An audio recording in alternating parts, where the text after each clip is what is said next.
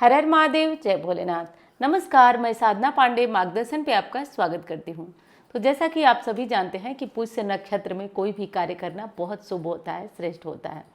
और जब किसी अन्य दिन में पुष्य नक्षत्र आता है तो उसका उतना विशेष प्रभाव, उतना क्या विशेष प्रभाव नहीं होता है। लेकिन यही पुष्य नक्षत्र जब रविवार को आ जाता है या फिर जब गुरुवार को आ जाता है तो इसकी विशेषता बढ़ जाती है। और ये सभी शुभ समयों में एक समय कहा जाता है जिसमें आप अपने सभी ज़रूरी कार्य निपटा सकते हैं। आपको कोई नया कार्य करना है तो वो सारे कार्य कर सकते हैं। ये है पुष्य नक्षत्र की विशेषता, महत्ता, जो भी कहिए। पुष्य नक्षत्र इस बार 4 मई को पड़ा है। 4 मई है, दिन है रविवार। तो 4 मई दिन रविवार के दिन पुष्य नक्षत्र पड़ा है।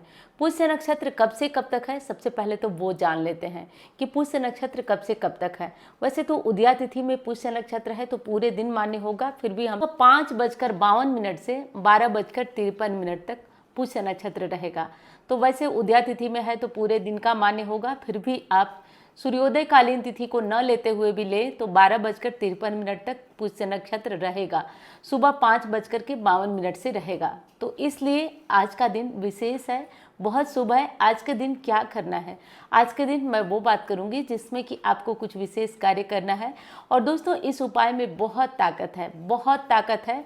आपके बैंक खाता खाली रहता है, बहुत समस्याएं रहती हैं, तो बैंक में लाखों करोड़ों लाने की क्षमता भी इस उपाय में है। बस इसको विश्वास, श्रद्धा और पूरी ईमानदारी के साथ किया जाए तो आज का दिन छुट्टी का दिन है, सभी अपने घर पे होंगे और आप इस उपाय को आराम से, आसानी से अपने घर पर बैठकर कर सकते हैं। सबसे पहले तो देखिए, आज पुष्य नक्षत्र है और सुबह सुबह ही प्रारंभ हो जा रहा है, तो इसलिए जगने का प्रयास करिएगा सुबह सुबह सूर्योदय कालीन उठ करके।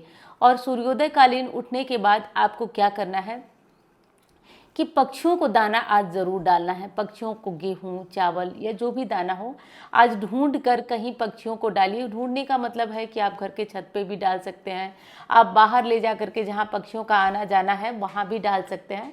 तो ढूंढ कर आज पक्षियों को दाना ज़रूर डालिए, दाना और पानी की व्यवस्था आज ज़रूर करिए।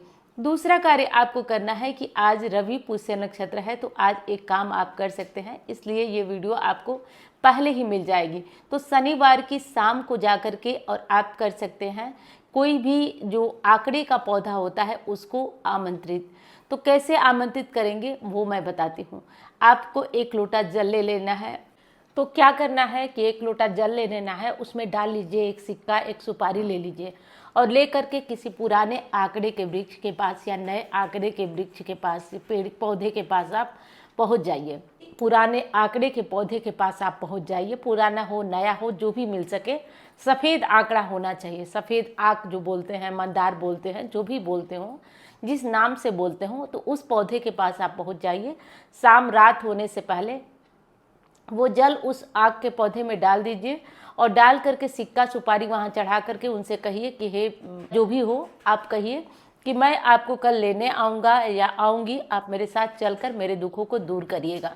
जैसा कि ये पहली बार मैं नहीं बता रही हूँ, बहुत बार बता रही हूँ, लेकिन बहुत इफेक्टिव है। इसे आप सभी हर बार कर सकते हैं। जब जब पुष्य नक्षत्र आता है तब तब ये आपको लाभ पहुँचाएगा।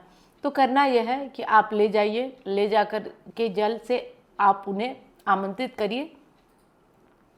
आमंत्रित करने के बाद उस दिन वहाँ से चले आइए। अगले दिन आप जब पुष्य नक्षत्र का टाइम है, सुबह सवेरे अपना जाइए। आप खोदने के लिए कुछ ले लीजिए, जैसे चाकू ले लीजिए या जो भी हो आपके पास, खोदने का कोई चीज़ ले लीजिए और कोशिश करिए कि आग के पौधे की जड़ लाएं आप। आग के पौधे की जड़ आपको ले आना है और जड़ को बिना काटे ही ले आना है। कोशिश करना है, वैसे तो देखिए कट ही जाती है, लेकिन कोशिश करिए कि आप इसे बिना काटे जड़ को ले आएँ। और जड़ को ले आने के बाद, और हाँ, उसमें पूरा पौधा लगा रहेगा तो पौधे को ऊपर से तोड़ दीजिएगा, केवल जड़ का ही हमें काम है।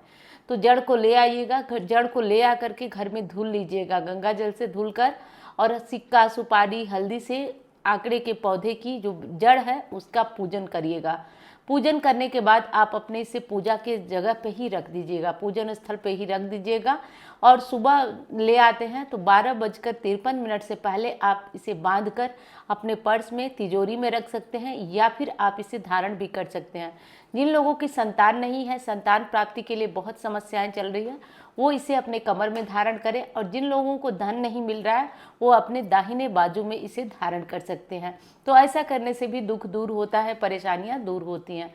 चाहे तो इसे सफ़ेद कपड़े में भी बांध कर धारण कर सकते हैं जड़ को, चाहे तो चांदी के लॉकेट में भी धारण कर सकते हैं। तो जैसे भी हो, इस जड़ को आप धारण जरूर करिएगा।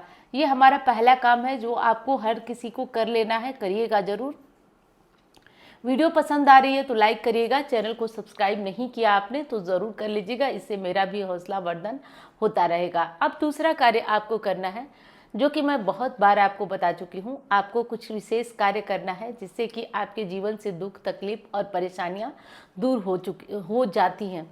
देखिए, आज का दिन बहुत शुभ है। तो पहले तो जो भी नया कार्य आप करने के बारे में सोच रहे थे कि कुछ आज हमको नया करना है जिससे कि हमारी परेशानियां दूर हों, हमारी दिक्कत दूर हो, या कोई नए कार्य की शुरुआत करना है, तो आज का दिन विशेष है। नए कार्य की शुरुआत आप लोग कर लीजिएगा, सब कुछ शुभ होगा, सब अच्छा होगा, क्योंकि आज जो है पुष्य नक्षत्र है, तो आप इसे कर लीजिएगा। और दूसरी चीज़ है कि ये पुष्य नक्षत्र में और आप क्या करेंगे, तो देखिए, पुष्य नक्षत्र में एक काम आप और कर सकते हैं, लक्ष्मी प्राप्ति का प्रयोग है, जिसे कि आप सभी कर सकते हैं। और ये रिजल्ट तो पूछिए तो मैं बताऊंगी कि 100% देता है, क्योंकि ये मेरे द्वारा भी आजमाया गया उपाय है, तो ये 100% रिजल्ट देता ही देता है।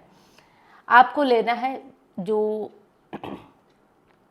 एक स्टील की या पीतल की कोई भी एक थाली लीजिए। थाली लेकर के उस पर स्वास्तिक का निर्माण करिए, हल्दी, कुमकुम, अक्षत से, जैसे भी हो स्वास्तिक का निर्माण करिए। और स्वास्तिक पे आप पूजन करिए, थोड़ा सा धूप, दीप, अक्षत दिखाकर पूजन करिए। और उसी थाली के पास एक दीपक जला लीजिए। दीपक जला करके अब आपको वहाँ बैठ जाना है और कनक धारा स्तोत्र का 11 पाठ आपको करना है। 11 पाठ आपको कनक धारा स्तोत्र का करना है। ऐसा करने से आपके घर में लक्ष्मी आती है। और सबसे बड़ी चीज़, एक चीज़ बता दूं आपको कि आज का दिन ना आप हमेशा पूजा करते होंगे, मैं हमेशा बताती हूँ आपको, और आप करते भी हैं, लेकिन हर दिन की विशेषता अलग होती है। और जब हम परेशान होते हैं ना, तो कोई ना कोई ऐसा उपाय हमको काम कर ही जाता है जिससे हमारी तकलीफ़ें दूर हो जाती हैं। तो आप इस उपाय को भी करिएगा, क्योंकि आज का दिन ना, मैं कहूँ तो बहुत विशेष, बहुत खास है आज का दिन।